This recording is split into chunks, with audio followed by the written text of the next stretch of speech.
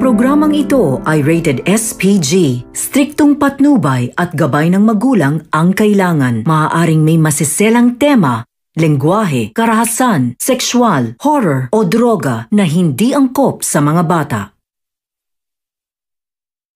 Nagkagulo-gulo na ang plano ni David at Olga nang dahil sa pagtsugi ni David sa buhay ni Severino at palapit na palapit itong si Ramon sa katotohanan nang dahil kay Edwin.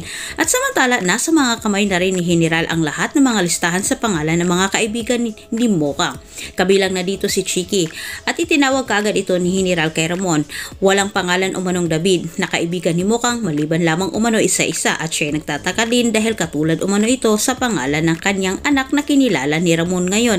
Bagay na nakapagbigay gulat kay Ramon at nagtataka siya, nararamdaman niya na may mali umano sa kay David, picking tanggol. Sabi ni General, ayon sa nasagap nilang impormasyon na iisa lang umano ang kaibigan ni Mokang ang nangangalang Tanggol at ito ay nakakulong ngayon.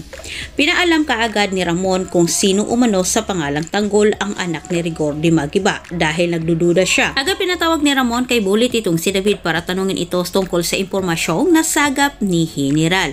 Pero nang nakaharap niya itong si David ay iginiit ni David na hindi umano niya kilala itong si Mokang. Nararamdaman na ni Ramon na may mali umano dito kay David. Halong pagdududa ang nararamdaman ni Ramon kung sino ang kanyang paniwalaan itong si General sa impormasyong ibinalita sa kanya at itong si David na itinanggi nito na hindi umano kilala itong si Monique. Ngunit sinabi ni Ramon dito kay David na sa oras umano nagsisinungaling ito sa kanya ay hindi na ito makabalik sa Quiapo. Bagkus pupulutin umano ito sa kangkungan. Walang binanggit itong si Ramon kay David sa impormasyong nakuha ni General sa kanya sapagkat kailangan umano niyang alamin kung ano ang totoo. Dagdag ni Ramon, si Edwin umano ang sagot sa lahat ng kanyang mga katanungan. At dito po nagtatapos ang ating advance episode. Antabayanan po niyo ang susunod kong update. Kung ikaw po ay bago pa lang dito sa aking channel, huwag mo kalimutang mag-subscribe. Muli maraming salamat and God bless.